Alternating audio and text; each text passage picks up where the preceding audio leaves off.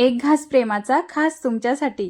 तुमचाही आलू पराठा लाटताना फाटतो का किंवा सारण सगळीकडे पसरत नाही, तर हा व्हिडिओ शेवटपर्यंत नक्की बघा आणि काळजी करू नका. आज मी अशा काही टिप्स देणार आहे ज्याने आपला पराठा अगदी हॉटेलसारखा टम्म फुगेल आणि अजिबात फाटणार नाही. तर आता इथे रेसिपीला सुरुवात करूया. तर आपल्याला एका मोठ्या ताटामध्ये गव्हाचं पीठ काढून घ्यायचे. तर जेवढे पराठे बनवायचे त्याच प्रमाणात इथे गव्हाचं पीठ घ्यायचे आणि यामध्ये आता मीठ घालायचे, नंतर पाव चमचा हळद घालायची. आता हे मिक्स करून याचा छान असा घट्ट गोळा तयार करायचा आहे. तर हे पराठ्याचं पीठ जास्त पातळ नसावं, असं मध्यमच करायचंय. तर आता इथे पीठ छान असं भिजवून घेऊया. आता हे पीठ आपल्याला 5 ते 10 मिनिटांसाठी असं भिजत ठेवायचं आहे. तोपर्यंत पुढची तयारी करूया. तर इथे बटाटे मी आधीच उकडायला घातले होते, उकडून थंड करून घेतलेत. आता त्याचे सालं काढून घ्यायचे आणि बटाटे आपल्याला किसून घ्यायचेत. तर बटाटे हाताने स्मॅश करण्यापेक्षा किसणीने किसून घ्या, जेणेकरून त्यात गुठळ्या राहणार नाहीत आणि पराठा एकसारखा लाटला जाईल. त्यामुळे इथे किसून घ्यायचे आणि गरम असताना बटाटे किसायचे नाही, पूर्ण थंड होऊ द्यायचे, मग बटाटे किसायचे. आता इथे मिक्सरच्या भांड्यामध्ये पुढची तयारी करायची. तर इथे 1 इंच आलं, 7 ते 8 लसणाच्या पाकळ्या, 3-4 हिरव्या मिरच्या. आता हे मिक्सरला बारीक वाटून घ्यायचे, पाणी न घालता वाटायचे. आता किसलेल्या बटाट्यावर आपल्याला हे आलं मिरचीचा ठेचा काढून घ्यायचा आहे. नंतर पाव चमचा हळद घालायची आहे, धणे आणि जिऱ्याची पावडर, लाल तिखट आणि इथे आमचूर पावडर घालायची. तर पराठा करताना आमचूर पावडर नक्की घाला.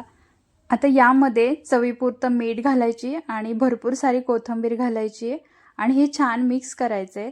तर तुम्ही इथे पाहू शकता सारण अजिबात चिकट झालं नाही, एकदम व्यवस्थित असं सारण इथं तयार झालं आहे, असं घट्ट गोळा पण तयार झाला आहे. तर आलू पराठा करताना त्यामध्ये अनारदाना पावडर किंवा आमचूर पावडर नक्कीच घालावी, त्यामुळे पराठ्याला एक छान अशी चव येते. आता हाताला थोडंसं तेल लावायचे आणि छोटे छोटे गोळे तयार करून घ्यायचे. तुम्हाला जेवढ्या आकारात पराठा लाटायचा आहे त्याच प्रमाणात इथे गोळे करायचे. आता पीठ पण छान असं भिजलं आहे, तर थोडंसं तेल घालायचे आणि छान असं मळून घ्यायचे, म्हणजे आलू पराठे इतके मऊ लुसलुशीत होतात आणि छान असे टम्म फुगले जातात. तर आलू पराठ्यामध्ये लिंबू अजिबात घालू नका, त्यामुळे सारण चिकट होतं आणि पराठा लाटताना तो फुटतो. आता इथे पराठा लाटताना आपल्याला एक प्लास्टिकचा कागद घ्यायचा आहे. तर तुम्ही बघू शकता अशा पद्धतीने कागद घ्यायचा आहे, एकदम छान असा लाटला जातो.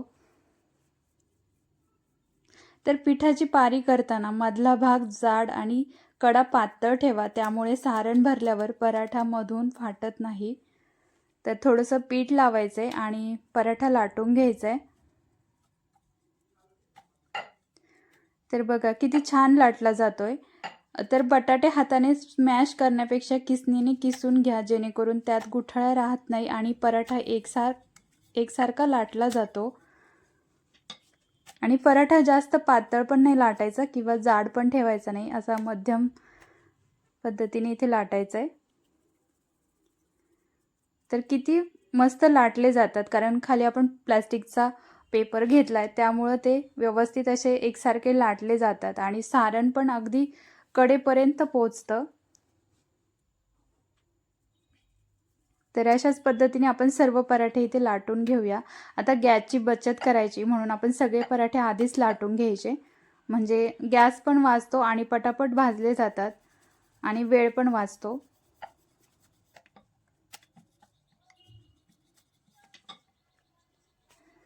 तर बघा किती छान असे लाटले जातात. तर एकदा ह्या पद्धतीने पराठा बनवून पहा, तुम्ही बाहेरचे पराठे सुद्धा विसरून जाल, चवीला इतका भन्नाट होतो ना. तर तुम्हाला इथे गरज वाटले थोडासा ओवा घातला तरी पण टेस्ट छान येईल. आता माझ्याकडे नव्हता म्हणून मी नाही घातला, तर तुमच्याकडे असेल तर तुम्ही घालू शकता. तर आता तवा तापला की यावर आता पराठे भाजून घ्यायचे आणि पराठा भाजताना त्यावर आपल्याला इथे बटर किंवा तूप घालायचं. इतका चविष्ट होतो ना आणि तुपाचा स्वाद म्हणजे त्या पराठ्यामध्ये इतका भारी लागतो ना. तर बघा किती टम्म फुगलेत. तर अशाच पद्धतीने आपण सगळे पराठे इथे भाजून घेऊया. आता मी आधीच पराठे लाटून घेतले होते, आता भाजायला पण पटापट होत आहेत. तर बघा रंग पण किती छान आलाय ना. पीठ मळताना आपल्याला हळदीचं प्रमाण अगदी किंचित ठेवायचे, जास्त पण नाही, नाही तर मग पराठे असे पिवळसर दिसतात. तर एक बाजू उलटली की बघ आपल्याला तूप सोडून घ्यायचंय.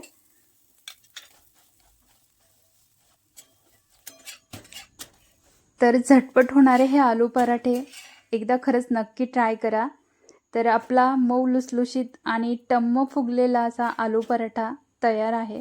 तर हा आलू पराठा तुम्ही दह्यासोबत किंवा लोण्यासोबत सुद्धा खाऊ शकता, इतका भारी लागतो ना.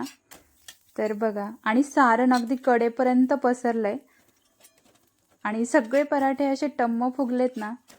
अशा छोट्या छोट्या टिप्स लक्षात घेतला तर तुमचाही आलू पराठा एकदम व्यवस्थित होईल.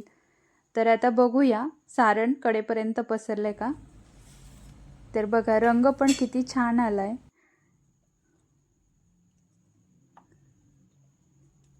तर इतका भारी चविष्ट आलू पराठा इथे तयार झालाय.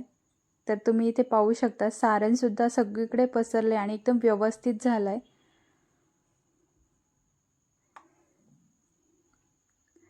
तर तुम्ही सुद्धा ह्या पद्धतीने एकदा आलू पराठा नक्की ट्राय करा. तुम्हाला सुद्धा ही रेसिपी नक्की आवडेल आणि आवडली असेल तर लाईक शेअर करायला विसरू नका आणि अशाच नवनवीन रेसिपीज बघण्यासाठी आपल्या चॅनलला नक्की सबस्क्राईब करा. पुन्हा भेटूया अशाच एका नवीन रेसिपीसोबत. तोपर्यंत मस्त राहा आणि मस्त खा. Bye bye.